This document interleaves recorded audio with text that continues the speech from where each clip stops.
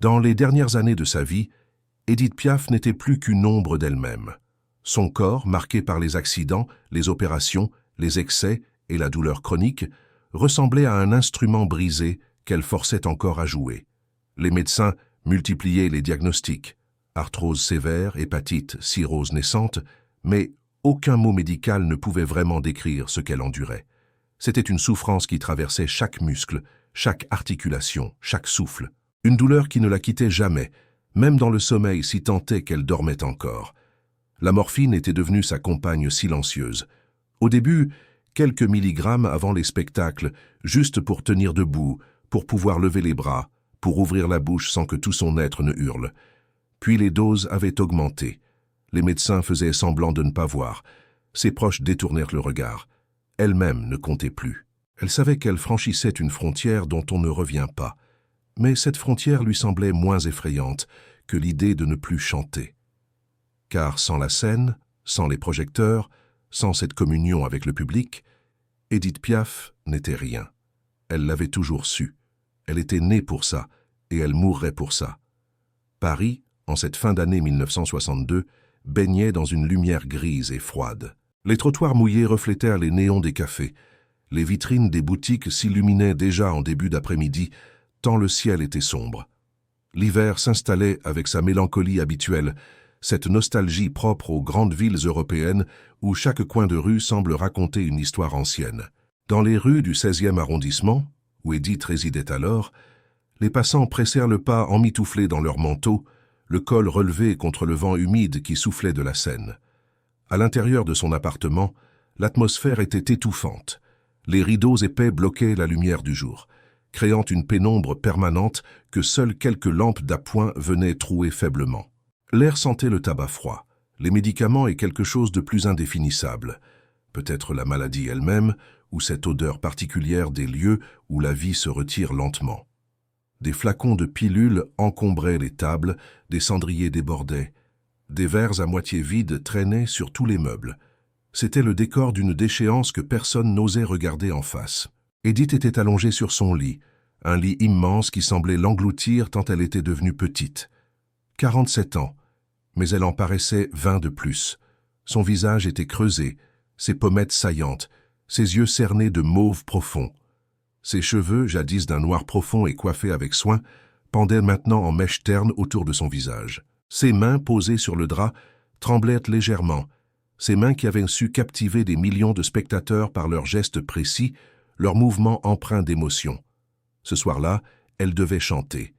Un spectacle prévu depuis des mois, annoncé, attendu. La salle était déjà pleine, les spectateurs installés, impatients de voir leur idole, sans savoir dans quel état elle se trouvait réellement. Dans le salon adjacent, son impresario, Claude, marchait de long en large, une cigarette aux lèvres, le front plissé d'inquiétude. À ses côtés, le docteur Leblanc, un homme aux tempes grisonnantes qui suivait Édith depuis plusieurs années, tenait sa mallette de médecin d'une main crispée. « Elle ne peut pas y aller », murmura le docteur, sa voix à peine audible dans le silence pesant. « C'est de la folie pure. Dans son état, monter sur scène, c'est du suicide. » Claude tira nerveusement sur sa cigarette, la fumée s'échappant entre ses lèvres serrées. « Vous croyez que je ne le sais pas? Mais essayez donc de la raisonner. Édith Piaf n'écoute personne quand il s'agit de la scène. Pour elle, annuler un spectacle, c'est mourir un peu. »« Elle est en train de mourir beaucoup, » répliqua le médecin avec une véhémence contenue. « Son foie ne tient plus, ses reins fonctionnent à peine, elle a de la fièvre, et cette douleur, mon Dieu, cette douleur qu'elle endure. » Dans la chambre, Édith avait entendu. Les murs étaient fins, et même dans son état, elle percevait tout. Un sourire amer étira ses lèvres fendillées. Qu'il parle, qu'il s'inquiète, qu'il discute de son corps comme d'un objet cassé, elle s'en fichait. Elle avait pris sa décision, elle chanterait. Elle chanterait parce que c'était la seule chose qui lui restait, la seule chose qui donnait encore un sens à cette existence devenue un calvaire quotidien. « Docteur !» appela-t-elle d'une voix rauque qui fit sursauter les deux hommes dans le salon. « Venez !» Le médecin échangea un regard avec Claude avant de pousser la porte de la chambre. La lumière tamisée révélait une scène presque irréelle.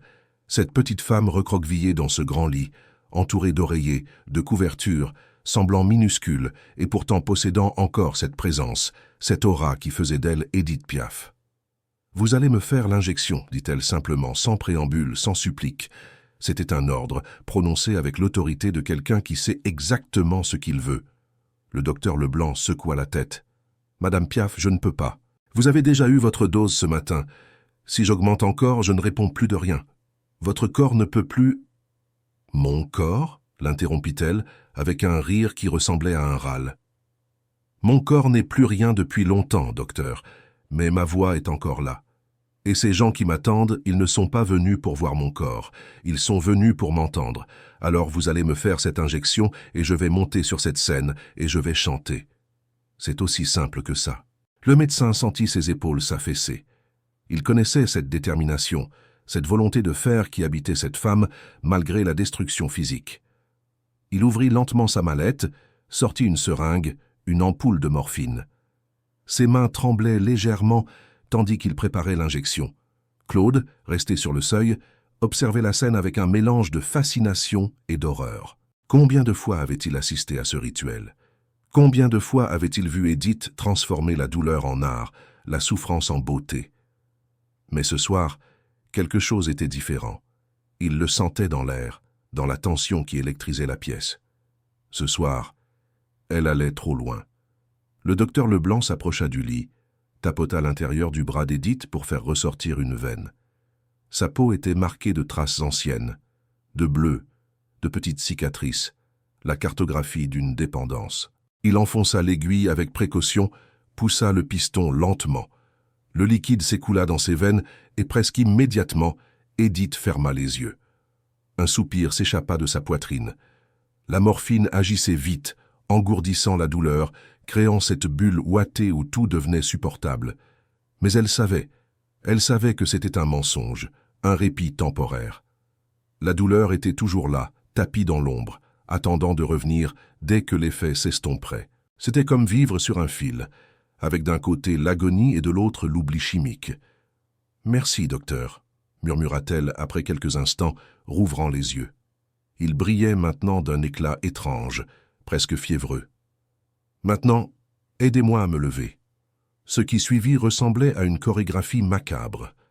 Le docteur et Claude durent la soutenir pour l'extraire du lit, ses jambes refusant presque de la porter. Chaque mouvement lui arrachait une grimace, même avec la morphine dans le sang.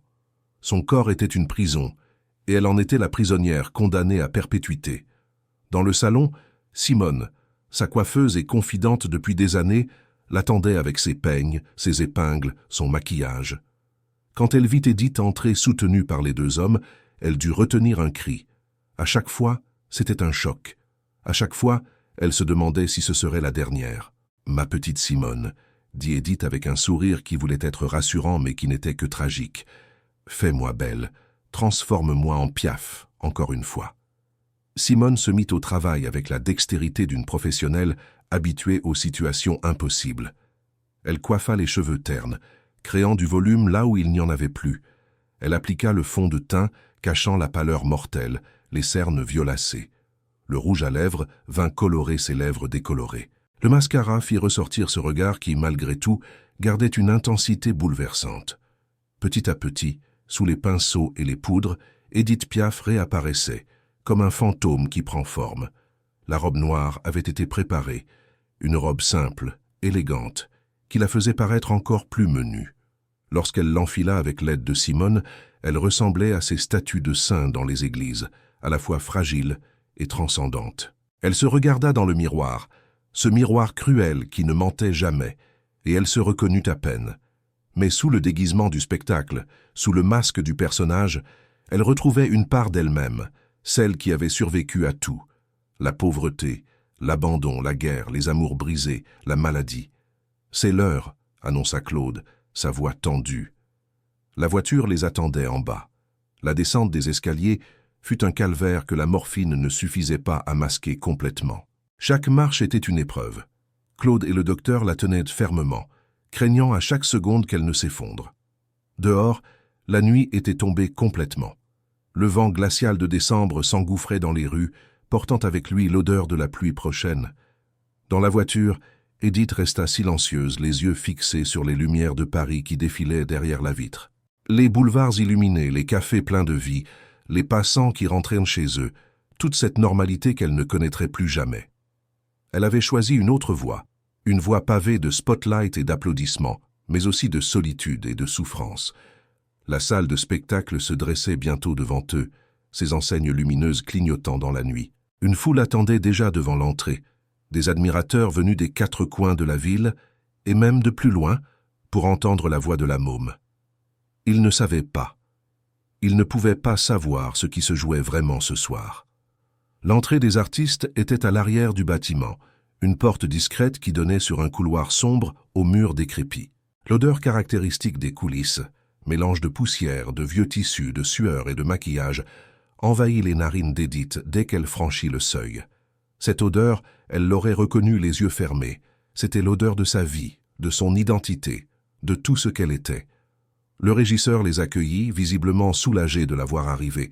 Il avait entendu les rumeurs, redouté une annulation de dernière minute. Mais la voilà, Piaf, debout devant lui, prête à affronter la scène une fois de plus. « La loge numéro 1 est prête, Madame Piaf, » dit-il avec déférence. La loge était petite, étouffante, éclairée par des ampoules nues qui diffusaient une lumière crue. Un divan défoncé, une table couverte de cosmétiques et de télégrammes, un miroir encadré d'ampoules, le décor familier des loges de spectacle. Edith s'assit lourdement, sentant la fatigue l'envahir malgré la morphine qui circulait dans ses veines. À travers les murs, on entendait le brouhaha de la salle qui se remplissait, les rires, les conversations, les chaises qu'on déplace, l'orchestre qui s'accorde. Cette rumeur vivante qui précède chaque spectacle et qui toujours, même maintenant, faisait battre son cœur un peu plus vite. Jean, son pianiste fidèle depuis tant d'années, entra dans la loge. Son visage s'éclaira en la voyant, puis se crispa en remarquant son état. Il s'approcha, posa une main sur son épaule, avec une tendresse infinie. « Edith, dit-il simplement. » Elle leva les yeux vers lui. « Je sais ce que tu vas dire, Jean, mais ne dis rien, pas ce soir. » Il hocha la tête, comprenant qu'il n'y avait rien à ajouter. Il connaissait cette obstination, cette force qui la poussait toujours plus loin, toujours au-delà des limites. C'était ce qui faisait d'elle une légende, mais aussi ce qui la détruisait.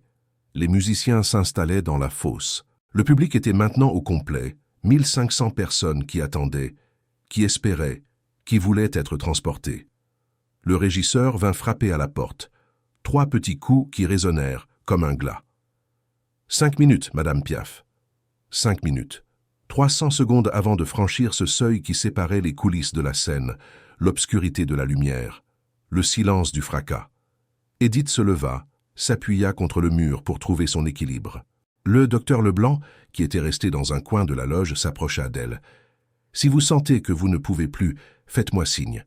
Je serai dans les coulisses. Nous trouverons une excuse. Nous dirons que... » « Docteur, » l'interrompit-elle avec une douceur surprenante.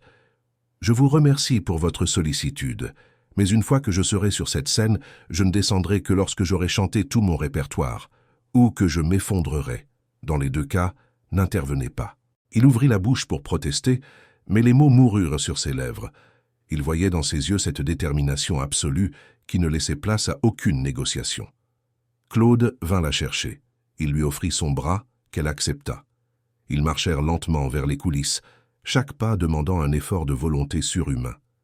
Derrière le rideau, l'obscurité était presque totale. Seule la lumière fantomatique du machiniste éclairait faiblement l'espace. On entendait les derniers accords de l'orchestre qui finissaient de s'accorder. Le présentateur monta sur scène. Sa voix résonna dans la salle. « Mesdames, messieurs, ce soir, nous avons l'immense honneur de recevoir celle qui a fait vibrer le monde entier, celle dont la voix porte en elle toute la nostalgie, toute la passion, toute la France. Voici Edith Piaf. » Les applaudissements explosèrent, un tonnerre qui semblait faire trembler les murs. Edith ferma les yeux un instant, absorbant cette énergie, ce love qui venait de la salle. Puis, lentement, elle avança. La lumière du projecteur la saisit comme un poing, aveuglante, brûlante, impitoyable. Elle s'arrêta au centre de la scène, minuscule silhouette noire perdue dans ce cercle de lumière blanche. Le silence se fit progressivement, un silence épais, chargé d'attente. Elle leva la tête, regarda le public. ces centaines de visages tournés vers elle, ses yeux brillants dans la pénombre. Et quelque chose se produisit, quelque chose qui se produisait toujours quand elle montait sur scène. La douleur recula, pas complètement, jamais complètement, mais elle devint secondaire. Ce qui comptait maintenant, c'était la connexion, cette communion mystérieuse entre elle et ces gens qui l'écoutaient. Jean attaqua les premières notes au piano. Un air mélancolique, lent, déchirant. Edith ouvrit la bouche et sa voix s'éleva. Cette voix qui avait chanté dans les rues de Belleville enfant, qui avait survécu à la guerre, qui avait connu la gloire internationale. Cette voix qui tremblait maintenant légèrement, qui montrait les fissures, qui portait en elle toute la fragilité de son existence, mais qui restait magnifique, unique, bouleversante. Elle chantait « Non, je ne regrette rien », et chaque parole prenait un sens nouveau dans ce contexte. Ni le bien qu'on m'a fait, ni le mal, tout ça m'est bien égal. Était-ce vraiment égal ? Dans son corps brisé, dans son